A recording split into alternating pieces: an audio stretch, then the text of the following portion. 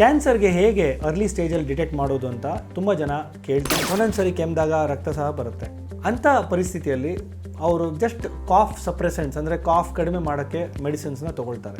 ಈ ತುಂಬ ತಿಂಗಳಿಂದ ಕೆಮ್ಮಿದ್ರೆ ಆವಾಗ ನೀವು ಆಂಕಾಲಜಿಸ್ಟ್ನ ಕನ್ಸಲ್ಟ್ ಮಾಡೋದು ಒಳ್ಳೆಯದು. ಎಷ್ಟೋ ಜನ ಅದನ್ನು ವಿದೌಟ್ ಡಯಾಗ್ನೋಸಿಸ್ ದೊಡ್ಡದಾಗೋಕ್ಕೆ ಬಿಡ್ತಾರೆ. ಆವಾಗ ಆ ಕ್ಯಾನ್ಸರ್ ಬೇರೆ ಕಡೆ ಸ್ಪ್ರೆಡ್ ಆಗುತ್ತೆ, ಆವಾಗ ಲೇಟ್ ಸ್ಟೇಜ್ ಆಗುತ್ತೆ. ಆ ಥರ ಎಷ್ಟೋ ಸಿಂಪ್ಟಮ್ಸ್ ನಿಮಗೆ ಬರುತ್ತೆ.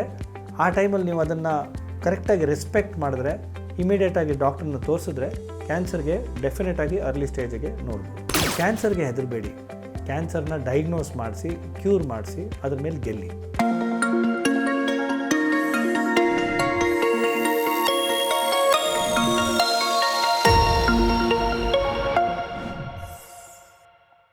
ನಮಸ್ಕಾರ, ನನ್ನ ಹೆಸರು ಡಾಕ್ಟರ್ ಮಂಗೇಶ್ ಕಾಮತ್ ಅಂತ.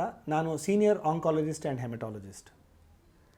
ಕ್ಯಾನ್ಸರ್ಗೆ ಹೇಗೆ ಅರ್ಲಿ ಸ್ಟೇಜಲ್ಲಿ ಡಿಟೆಕ್ಟ್ ಮಾಡೋದು ಅಂತ ತುಂಬ ಜನ ಕೇಳ್ತಾರೆ. ಅದಕ್ಕೆ ನಾನು ಒಂದು ಸಿಂಪಲಾಗಿ ಒಂದು ಪ್ರೋಟೋಕಾಲ್ ಥರ ಮಾಡಿದ್ದೀನಿ, ಕಾಮನ್ ಸಿಂಪ್ಟಮ್ಸ್ ಆಫ್ ಕ್ಯಾನ್ಸರ್ ಅಂತ. ಅದರ ಬಗ್ಗೆ ನಾನು ನಿಮಗೆ ಸ್ವಲ್ಪ ಮಾಹಿತಿ ಕೊಡೋಕ್ಕೆ ಬಯಸ್ತೀನಿ. ಕೆಲವು ಜನರಿಗೆ ತುಂಬ ತಿಂಗಳಿಂದ ಕೆಮ್ಮು ಬರ್ತಾ ಇರುತ್ತೆ. ಒಂದೊಂದು ಸರಿ ಕೆಮ್ಮಿದಾಗ ರಕ್ತ ಸಹ ಬರುತ್ತೆ.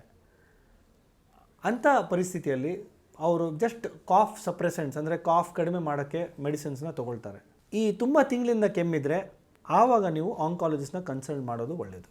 ಯಾಕಂದರೆ ಇದು ಕ್ಯಾನ್ಸರ್ದ ಒಂದು ಸಿಂಪ್ಟಮ್ ಇರ್ಬೋದು. ಕೆಲವು ಜನರಿಗೆ ಈ ನೆಕ್ಕಲ್ಲಿ ಅಥವಾ ಎದೆಯಲ್ಲಿ ಅಥವಾ ಬಾಡಿ ಪಾರ್ಟ್ಸಲ್ಲಿ ಒಂದೊಂದು ಸರಿ ಲಿಂಫ್ ನೋಡ್ ಸ್ವೆಲ್ಲಿಂಗ್ ಅಥವಾ ಸ್ವಲ್ಪ ಗಡ್ಡೆ ಥರ ಫೀಲ್ ಆಗುತ್ತೆ. ಅದು ಗಡ್ಡೆ ಸ್ಲೋ ಆಗಿ ದೊಡ್ಡದಾಗ್ತಾ ಹೋಗುತ್ತೆ. ಆ ಟೈಮಲ್ಲಿ ಸಹ ನೀವು ಆಂಕಾಲಜಿಸ್ಟ್ನ ಕನ್ಸಲ್ಟ್ ಮಾಡಿದ್ರೆ ಇದು ಬಿನೈನ್ ಟ್ಯೂಮರ ಅಥವಾ ಕ್ಯಾನ್ಸರಸ್ ಟ್ಯೂಮರ್ ಅಂತ ನೀವು ಅದನ್ನು ಡಯಾಗ್ನೋಸ್ ಮಾಡ್ಬೋದು.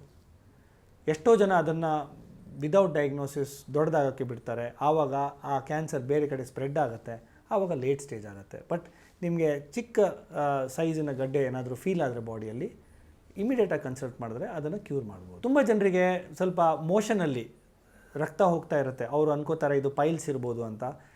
ಅನ್ಲಿಮಿಟೆಡ್ ಆಗಿ ಲ್ಯಾಕ್ಸೇಟಿವ್ಸ್ ಅಂದರೆ ಮೋಷನ್ ಆಗೋಕ್ಕೆ ಸಿರಪ್ಸ್ ತೊಗೊಳ್ತಾರೆ, ಮೆಡಿಸಿನ್ಸ್ ತೊಗೊಳ್ತಾರೆ, ಬೇರೆ ಫಾರ್ಮ್ಸ್ ಆಫ್ ಮೆಡಿಸಿನ್ನು ಟ್ರೈ ಮಾಡ್ತಾರೆ. ಬಟ್ ಅದು ಪೈಲ್ಸ್ ಆಗದೇ ಇರ್ಬೋದು, ಅದು ದೊಡ್ಡ ಕರಿನ ಕ್ಯಾನ್ಸರ್ ಸಹ ಆಗಿರ್ಬೋದು. ಆವಾಗ ನೀವು ಒಂದು ಆಂಕಾಲಜಿಸ್ಟ್ನ ಕನ್ಸಲ್ಟ್ ಮಾಡಿದ್ರೆ ಸ್ಟೂಲ್ ಟೆಸ್ಟಿಂಗ್ ಮತ್ತು ಎಂಡೋಸ್ಕೋಪಿ ಮಾಡಿ ಅದನ್ನು ಕ್ಯಾನ್ಸರ್ ಇದೆಯಾ ಇಲ್ವಾ ಅಂತ ನಾವು ಡಯಾಗ್ನೋಸ್ ಮಾಡ್ಬೋದು. ಆ ಥರ ಎಷ್ಟೋ ಸಿಂಪ್ಟಮ್ಸ್ ನಿಮಗೆ ಬರುತ್ತೆ. ಆ ಟೈಮಲ್ಲಿ ನೀವು ಅದನ್ನು ಕರೆಕ್ಟಾಗಿ ರೆಸ್ಪೆಕ್ಟ್ ಮಾಡಿದ್ರೆ, ಇಮಿಡಿಯೇಟಾಗಿ ಡಾಕ್ಟ್ರನ್ನ ತೋರಿಸಿದ್ರೆ ಕ್ಯಾನ್ಸರ್ಗೆ ಡೆಫಿನೆಟಾಗಿ ಅರ್ಲಿ ಸ್ಟೇಜಿಗೆ ನೋಡ್ಬೋದು.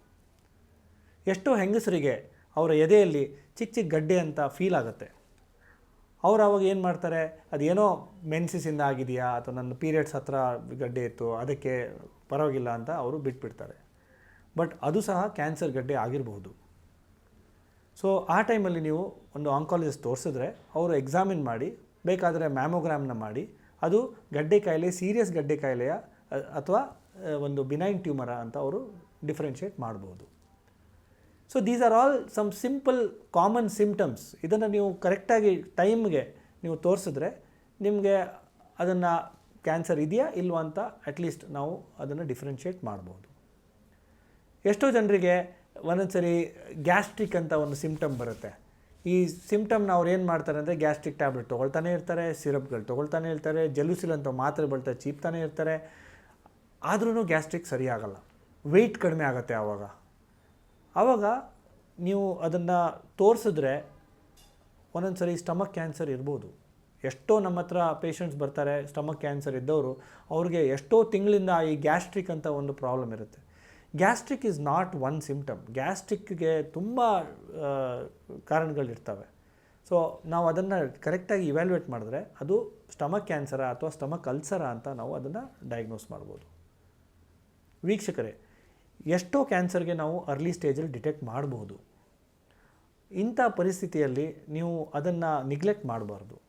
ನೀವು ಏನಾದರೂ ಸಿಂಪ್ಟಮ್ ಸ್ವಲ್ಪ ತುಂಬ ದಿವಸದಿಂದ ಇದ್ದರೆ ಇಮಿಡಿಯೇಟಾಗಿ ಆಂಕಾಲಜಿಸ್ಟ್ ತೋರಿಸಿದ್ರೆ ಇದು ಕ್ಯಾನ್ಸರಾ ಇಲ್ವಾ ಅಂತ ಅದನ್ನು ನಾವು ಡಿಫ್ರೆನ್ಷಿಯೇಟ್ ಮಾಡ್ಬೋದು.